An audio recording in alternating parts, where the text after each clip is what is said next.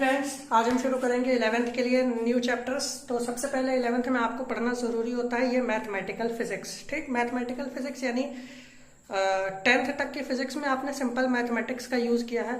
अब जो 11th और 12th और जो इसके भी हायर फिजिक्स होगी उसमें आपको स्पेशल मैथमेटिक्स की ज़रूरत पड़ेगी। ठीक, प्रॉब्लम क्या है, ये आपको मैथमेटिकल फिजिक्स इसलिए पढ़ना एसेंशियल है क्योंकि जैसे जब आप 11th में जाते हैं और आप 2 ब्रांचेज अवेलेबल हैं, 3 ब्रांचेज अवेलेबल है एक्चुअली, एक मैथ्स, कॉमर्स और बायोलॉजी। तो बायो स्टूडेंट्स जो होते हैं वो फिजिक्स लेते हैं और उनको भी इन मैथ्स के इन टेक्निक्स की ज़रूरत होती है। ठीक, तो जो स्टूडेंट्स मैथ्स लेते हैं उनको तो ये सब पढ़ना ही पढ़ना है मैथ्स सब्जेक्ट में, पर जो जिन्होंने बायो सब्जेक्ट लिया है उनको भी इन चीज़ों की ज़रूरत पड़ेगी, तो इसीलिए उनको ये पढ़ना ज़रूरी होता है। ठीक, तो यहाँ पे हम बहुत ही इसका एकदम ब्रीफ में इसकी स्टडी करते हैं। ठीक, फिजिक्स में इसके डिटेल जो भी है, चेंज, ये फिजिकल क्वांटिटी वगैरह वगैरह, जो रेट ऑफ चेंजेस हैं, जो डिफरेंशिएशन है या जो इंटीग्रेशन है, वो सब मेनली मैथ्स में ही रहता है। ठीक, तो फिर भी हम कोशिश करेंगे कि आप लोगों को जो भी इन सब की टॉपिक्स की ज़रूरत होगी वो अच्छे से समझ में आएगा। तो देखते हैं मैथमेटिकल फिजिक्स। मैथमेटिकल फिजिक्स, इसमें सबसे पहली चीज़ है फिजिकल क्वांटिटी किसको कहते हैं। ठीक, फिजिकल क्वांटिटी क्या होती है? फिजिकल क्वांटिटी एक ऐसी क्वांटिटी है जिसको हम मेजर कर सकते हैं, जिसकी भी मेजरमेंट हम कर सकते हैं, जिस चीज़ को भी हम नाप सकते हैं, वो एक फिजिकल क्वांटिटी है। ठीक, जैसे कि यहाँ पर एग्जांपल्स देखो, लेंथ, इसको हम मेजर करते हैं, ये फिजिकल क्वांटिटी है। मास, वेट, फोर्स, हीट ट्रांसफर्ड। आप लोग पूछ सकते हो हीट ट्रांसफर्ड है, सिर्फ हीट क्यों नहीं? ठीक, तो देखो, हीट को हम मेजर नहीं कर सकते, हम हीट ट्रांसफर को ही मेजर करते हैं जहां पर भी हमें जरूरत होती है। ठीक है, तो हीट कोई फिजिकल क्वांटिटी नहीं हुई। हीट फिजिकल क्वांटिटी तो नहीं हुई, पर मतलब मेजरेबल फिजिकल क्वांटिटी नहीं हुई। हम इसके बारे में पढ़ेंगे जरूर। ठीक, पर हम इसको कभी मेजर करेंगे नहीं। ठीक, तो ये हीट ट्रांसफर ही हम पढ़ते हैं। अब नेक्स्ट देखते हैं जो हमारा मेन टॉपिक है, फिजिकल क्वांटिटीज रिप्रेजेंट कैसे की जाती हैं। ठीक, मेजर होती कैसे हैं। तो देखो, फिजिकल क्वांटिटी, कोई भी क्वांटिटी इनमें से चुन लो, जैसे कि लेंथ है, तो किसी भी चीज की लेंथ अगर पूछी जाएगी तो क्या बताओगे? फॉर एग्जांपल, जैसे अगर कोई भी वायर है, उसकी लेंथ तुमने कही, तुम बताओगे मुझे 5 मीटर। ठीक, 5 सेंटीमीटर और 2 मीटर। ठीक, ये ऐसे 3 वायर्स हैं जिनकी लेंथ तुम ये बता रहे हो, 5 मीटर, 5 सेंटीमीटर और 2 मीटर। अब इसमें देखो, ये एक फिजिकल क्वांटिटी है, ये लेंथ है ना, लेंथ की मेजरमेंट हम ले रहे हैं। तो इसमें देखो 2 पार्ट्स होते हैं फिजिकल क्वांटिटी के मेजरमेंट में, एक उसकी न्यूमेरिकल वैल्यू और एक उसकी यूनिट होती है। ठीक, इसको कहा जाता है न्यूमेरिकल वैल्यू और ये कही जाती है उसकी यूनिट। ठीक, फिर जैसे ये 5 सेंटीमीटर लिखा हुआ है, 5 सेंटीमीटर लिखा है, तो ये न्यूमेरिकल वैल्यू, ये इसकी यूनिट। ठीक, ये यूनिट ही है ना जो 5 मीटर और 5 सेंटीमीटर को अलग अलग कर रही है। 5 मीटर और 5 सेंटीमीटर को हम एक ही थोड़ी समझते हैं, हम जानते हैं कि ये दोनों अलग अलग है, तो इनको अलग कौन कर रहा है? ये यूनिट। ठीक, अब यहाँ इन दोनों जगह पर ये इसमें, ये वाले एग्जाम्पल में और ये वाले एग्जाम्पल में यूनिट सेम है, तो 5 मीटर और 2 मीटर फिर भी हम जानते हैं कि अलग अलग होते हैं। तो ये कैसे पता चलता है? इसको अलग करता है न्यूमेरिकल वैल्यू। ठीक, तो दोनों ही न्यूमेरिकल वैल्यू और यूनिट दोनों ही इंपॉर्टेंट है किसी फिजिकल क्वांटिटी को डिनोट करने के लिए। ठीक, नेक्स्ट देखते हैं चेंज ऑफ फिजिकल क्वांटिटी। अब देखो, हम देखते हैं चेंज। तो चेंज हम कैसे डिफाइन कर सकते हैं? फाइनल वैल्यू, किसी क्वांटिटी की फाइनल वैल्यू माइनस उसकी इनिशियल वैल्यू। ठीक, ये होता है चेंज। फॉर एग्जांपल, मान लो तुम्हें दे रखा है कि energy changes from 100 joule to 200 joule, ये क्वेश्चन है। ठीक, energy changes from 100 joule to 200 joule, energy 100 joule से 200 जूल हो गई। ठीक, find change in energy.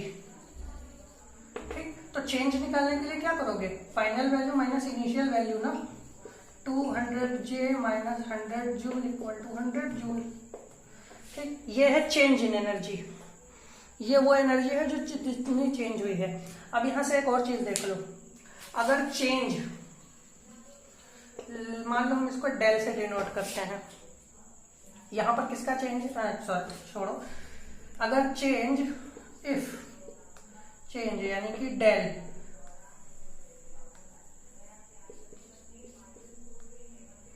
Greater than 0 है तो यानी क्वांटिटी इंक्रीजेस, और इफ चेंज यानी कि डेल लेस देन 0 है तो क्वांटिटी जो है वो डिक्रीजेस।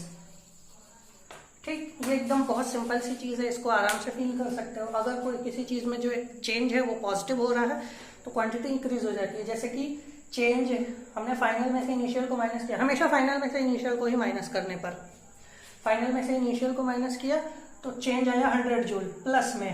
ठीक, और देखो क्वांटिटी इंक्रीज भी हुई थी, 100 से 200 हो गई थी। ठीक, इसको फील देखो। ठीक, तो अगर किसी भी चीज का डेल, किसी भी चीज का चेंज ग्रेटर देन 0 है यानी क्वांटिटी इंक्रीज हो रही है उस प्रोसेस में।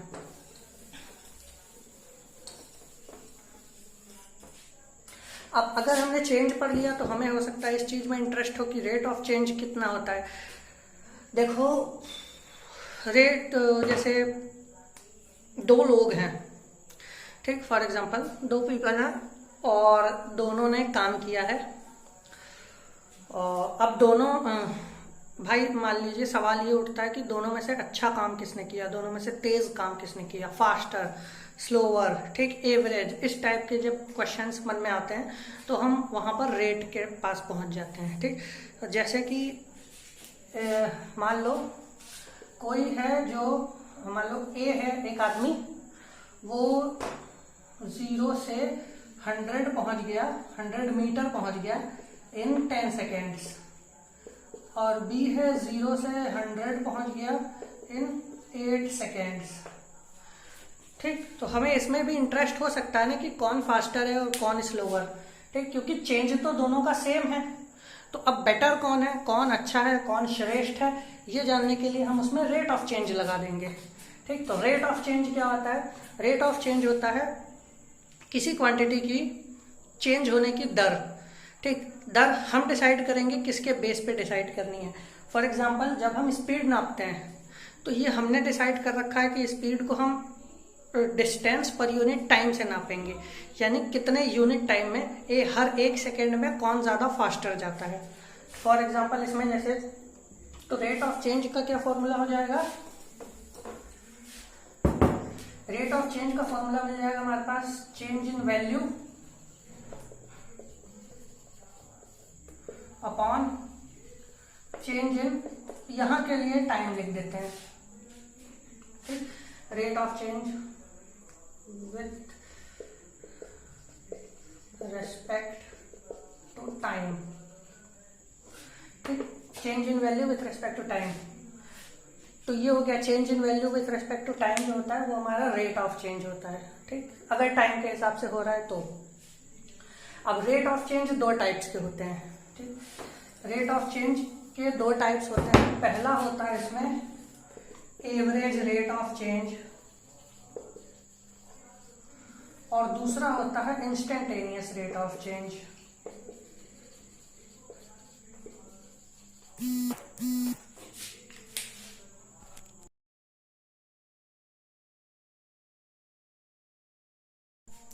ये देखो एवरेज रेट ऑफ चेंज, इसके लिए देखो 2 क्वांटिटीज कंसिडर करो। 2 क्वांटिटीज अब कोई भी हो सकती है, तो हम एक क्वांटिटी को x ले लेते हैं और एक क्वांटिटी को y। अब अगर एक क्वांटिटी x है और एक क्वांटिटी y और दोनों डिपेंडेंट है, ठीक, एक के चेंज होने से दूसरी चेंज होती है। मान लो x जो क्वांटिटी है x, वो x1 से x2 तक बदल जाता है। मतलब जब हमने देखना शुरू किया था तब वो x1 था, और जब हमने देखना खत्म किया तो उसकी वैल्यू x2 थी। जब x x1 था तब y y1 के बराबर था। ठीक, समझने की कोशिश करो, x के साथ y बदल रहा है। ठीक, जैसे टाइम के साथ डिस्टेंस बदलती है ना, मान लो तुम गाड़ी चला रहे हो, 2 सेकंड पे 20 मीटर दूर पहुंच गए, 3 सेकंड के बाद 30 मीटर दूर पहुंच गए, 4 सेकंड के बाद 40 मीटर दूर पहुंच गए, यानी चेंज हो रहा है ना, एक चीज बदलने के हिसाब से, टाइम के बदलने के हिसाब से डिस्टेंस बदल रही है। ठीक, उसी तरह इसको समझो, x से x1 और x2। तो x x1 था तब y y1 के बराबर था, और जब x बढ़ के या घट के या कैसे भी, तो हम कहते हैं चेंज होके x1 से बदल के x2 हो गया तो y1 y2 हो गया। ठीक, तो हमें एवरेज रेट ऑफ चेंज निकालना है। तो एवरेज रेट ऑफ चेंज क्या होता है? Total change in y divided by total change in x। ठीक, अब डिवाइडेड बाय नीचे कौन रहेगा, इसका डिसीजन इससे लिया जाएगा विथ रेस्पेक्ट टू किसके किया है, विथ रेस्पेक्ट टू, इस वर्ड का WRT with respect to full form है। तो विथ रेस्पेक्ट टू का मतलब होता है किसके चेंज होने के हिसाब से कौन चेंज हो रहा है। तो यहाँ पे लिखा है average rate of change of y with respect to x, यानी x के चेंज होने के हिसाब से y कैसे बदल रहा है। ठीक, तो इसकी वैल्यू होगी del y upon del x, और डेल y हम जानते हैं कुछ नहीं है, y2 माइनस y1 है, और डेल x है x2 माइनस x1। तो y2 निकालेंगे, y1 निकालेंगे, x2 निकालेंगे, x1 निकालेंगे, ऊपर माइनस नीचे माइनस डिवाइड कर देंगे, ये रेट ऑफ चेंज आ जाएगा। अब एवरेज रेट ऑफ चेंज क्या है, कैसा है, अच्छा है कि बुरा है, ये देख लेते हैं। एवरेज रेट ऑफ चेंज क्या होता है? Average rate of change in a given time. For example, जैसे एवरेज स्पीड निकालते हो तो एवरेज स्पीड कंसिडर करो 4 घंटे में तुम 200 किलोमीटर आ गए, तो तुम एवरेज स्पीड अपनी बताओगे 200/4 ना, del y upon del x। ठीक, जैसे इसको इस फॉर्मूले से देखो कैसे करोगे, 4 घंटे में देखो, जब देखो यहाँ टाइम बना लेते हैं, यहाँ डिस्टेंस। ठीक, t1 शुरू में कितना था, 0, मतलब जब चलना शुरू किया तब थोड़ी ना कोई टाइम था, मतलब तब थोड़ी ना कोई टाइम लग गया। और d1 भी शुरू में 0, जब चलना शुरू किए हो तब का की डिस्टेंस होगी। ठीक, t2 4 घंटे हो गए, और d2 4 घंटे पर तुम 200 किलोमीटर पहुंच गए। तो स्पीड निकालने के लिए फॉर्मूला क्या होता है, स्पीड v से दिखा देते हैं, del d upon del t। ठीक, ये हो जाएगा 200 माइनस 0 अपॉन 4 माइनस 0, यानी 50 किलोमीटर पर आवर। तो ये है rate of change of distance with respect to time. ठीक, उसी तरह यहाँ rate of change of y with respect to x। तो ये इस तरह से। अब देखो एवरेज रेट ऑफ चेंज में हमें ये पता है कि तुम 50 किलोमीटर पर आवर की स्पीड से, एवरेज स्पीड से आए हो, 50 किलोमीटर पर आवर की एवरेज स्पीड से आए हो। क्या पूरी जर्नी में हमारी स्पीड 50 किलोमीटर पर आवर ही रहती है? ठीक, जहाँ पे भीड़ होती है वहाँ हम स्लो करते हैं, जहाँ पे खाली रोड होती है वहाँ पे हम बहुत फास्ट भी कर देते हैं। ठीक, तो हमारी स्पीड हर समय इतनी नहीं होती जितनी ये बता रहा है। ठीक, यानी कि ये गलत बता रहा है। ठीक, सीधी सी बात है, हमारी 50 कब थी, ये तो कह रहा है हर घंटे 50 किलोमीटर। हो सकता है शुरू के पहले घंटे में है ये हम 150 किलोमीटर आ गए थे, अगले 50 किलोमीटर आने के लिए 3 घंटे लग गए। ठीक, हो सकता है ट्रैफिक इस तरह का हो। ठीक, तो यानी एवरेज रेट जो होता है वो किसी चीज की गलत वैल्यू भी दे देता है। ठीक, तो हम लोग क्या करते हैं, हम लोग पढ़ते हैं दूसरी चीज, instantaneous rate of change. Instantaneous क्या होता है, जैसा कि नाम से जाहिर है, इंस्टेंटेनियस यानी इंस्टेंट, उसी इंस्टेंट पर, उसी टाइम पर कोई चीज कैसे चेंज हो रही है, इसको बताता है इंस्टेंटेनियस रेट। ठीक, तो नेक्स्ट हम पढ़ेंगे इंस्टेंटेनियस रेट ऑफ चेंज।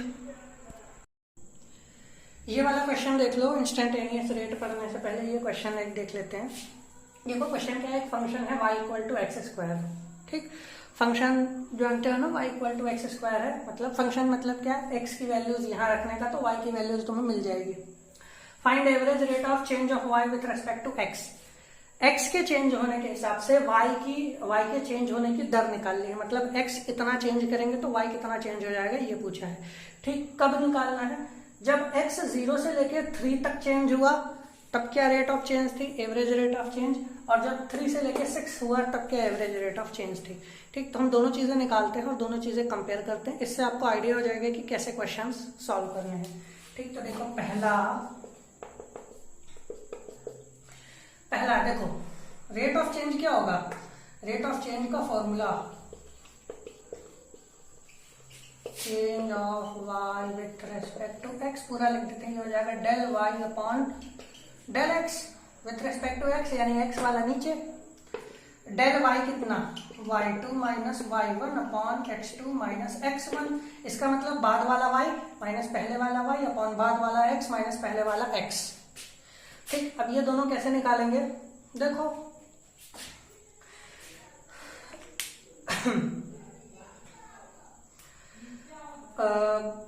जैसे जब x 0 होगा तो यहाँ पे रख के देखते हैं y कितना होगा। ठीक, यही करना होता है ना, हमें यही निकालना होता है ना, जब x 1 हो तो y कितना हो।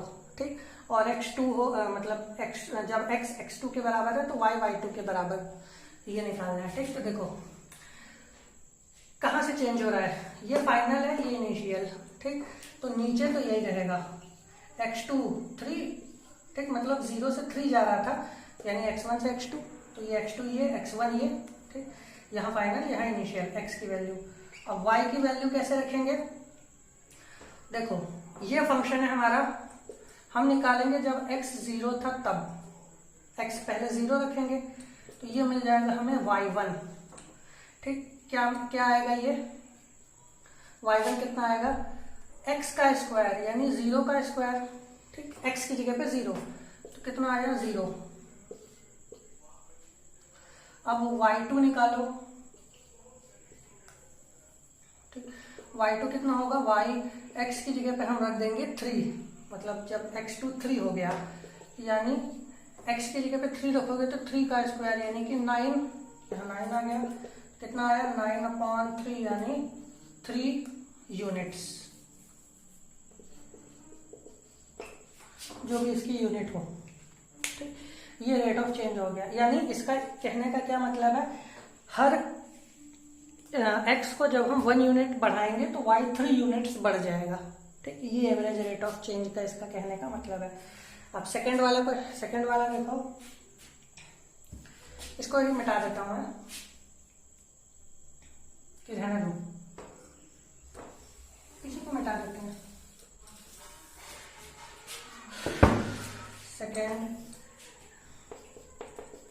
सेकंड देखो, रेट ऑफ चेंज निकालना है, del y upon del x करना है, y2 minus y1 upon x2 minus x1।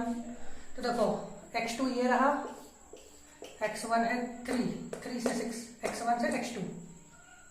y2 कैसे निकालेंगे, फंक्शन क्या था, फंक्शन था y equal to x square, तो हमें y2 निकालना है। y2 यानी जब 6 हो जाए, y2 ये है ना, x2 ये है, तो y2 भी इसको रख के निकालेंगे। ठीक, फंक्शन था एक्स स्क्वायर यानी 6 स्क्वायर, ये आ जाएगा 36। y1 कितना आ जाएगा, y3 रख देंगे, यहाँ आ जाएगा 3 स्क्वायर यानी 9, तो ये रख दो, y2 आया 36, ये आया 9, 27/3 यानी 9 यूनिट्स।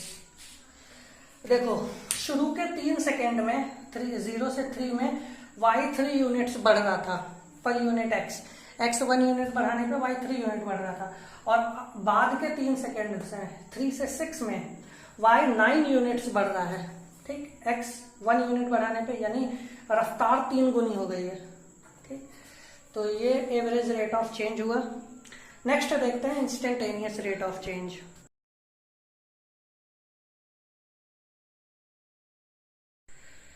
इंस्टेंटेनियस रेट, देखो सबसे पहले तो इस वर्ड का मीनिंग होता है इंस्टेंटेनियस रेट, यानी हर इंस्टेंट पे कितना चेंज हो रहा है। ठीक, हर इंस्टेंट यानी हर क्षण, हर छोटे से छोटे टाइम में ये कितना चेंज हो रहा है। अब इंस्टेंटेनियस रेट समझने के लिए, ये तो डेफिनेशन हो गई कि बहुत छोटे से टाइम में कितना चेंज होता है। अब इंस्टेंटेनियस रेट समझने के लिए ये 2 ग्राफ देखो, ये एक तरफ एवरेज रेट है और एक तरफ इंस्टेंटेनियस। ठीक, ये ग्राफ देखते हैं हम लोग।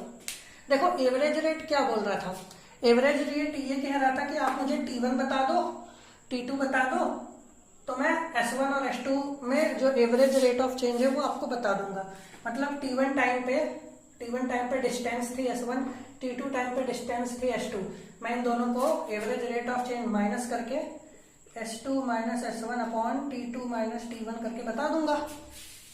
ठीक, ये था एवरेज रेट ऑफ चेंज, और हम जानते हैं कि ये काफी गलत इंफॉर्मेशन दे रहा था। ठीक, क्योंकि देखो इसमें क्या है, मान लो ये क्या करेगा, इसमें से कोई बीच की वैल्यू हमें बताए देगा ना।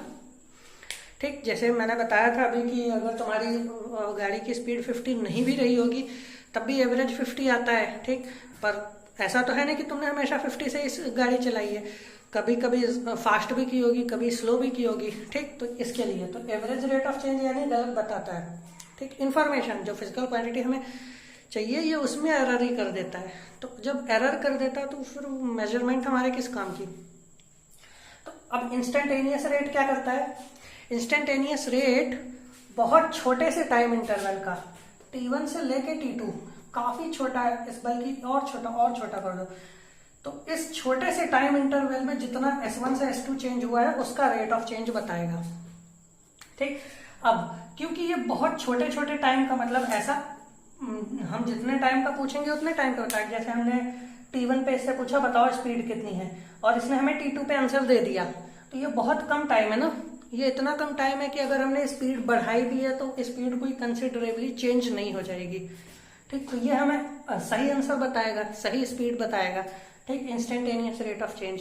तो जो व्हीकल्स में जो ओडोमीटर लगा रहता है, सॉरी स्पीडोमीटर जो लगा रहता है, जो स्पीड बताता है वो इंस्टेंटेनियस रेट, वो इंस्टेंटेनियस स्पीड बता रहा होता है, ठीक, क्योंकि वो उसी टाइम की स्पीड बताता है ना जिस टाइम तुम गाड़ी चला रहे हो, तुम्हारी गाड़ी उस टाइम पर, जिस टाइम पे देखिए उस टाइम पर कितनी स्पीड से चल रही है, ठीक। तो वो इंस्टेंटेनियस चेंज का इस्तेमाल करता है।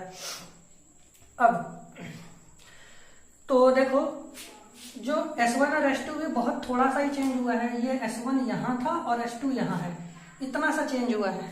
तो जब कोई क्वांटिटी बहुत थोड़ी सी चेंज होती है तो हम उसको D से दिखाते हैं, differential, D stands for differential. Differential का मतलब है वेरी वेरी लिटिल, ठीक, बहुत छोटी क्वांटिटी। तो ये डिफरेंशियल ऑफ डिस्टेंस है, डिस्टेंस, तो ये ds हो जाएगा, ठीक, और ये टाइम है तो ये हो जाएगा dt, यानी तो अब इसका मतलब इंस्टेंटेनियस रेट की डेफिनेशन क्या हो जाएगी, it is the rate of change of differential distance per unit differential time. मतलब एक बहुत छोटे टाइम में कितनी डिस्टेंस जो है वो चेंज हुई है, ठीक। अब हमें फंक्शंस पे बात करनी है तो यहाँ y कर दो, यहाँ x कर दो, तो रेट ऑफ चेंज क्या आ जाएगा, differential rate of change, rate equal to dy by dx, ठीक। यहाँ डेल नहीं होगा, डेल यानी बहुत बड़ा चेंज, d यानी, ठीक, जैसे डेल लिखते थे ना, यहाँ पर ये लिखा है ये डेल s, ठीक। डेल का मतलब होता है काफी ज्यादा चेंज, इतना ज्यादा मेजरेबल चेंज, ठीक, जिस चेंज से फर्क पड़ता है, और डी मतलब बहुत बहुत स्मॉल चेंज, ठीक। तो ये रेट ऑफ चेंज की थ्योरी हुई, ठीक। अब नेक्स्ट वीडियो में हम लोग पढ़ेंगे कि कैसे हम डिफरेंशिएट करके और डिफरेंशिएशन के फॉर्मूलेज और कैसे हम डिफरेंशिएट करके ये जो रेट ऑफ चेंजेस है वो निकाल पाते हैं, ठीक है। Thank you very much, keep watching, और अगली वीडियो ज़रूर देखना। और आपको इस पर कोई भी डाउट्स हो तो आप मुझसे पूछ सकते हैं, ठीक, कमेंट कर सकते हैं। Thank you very much.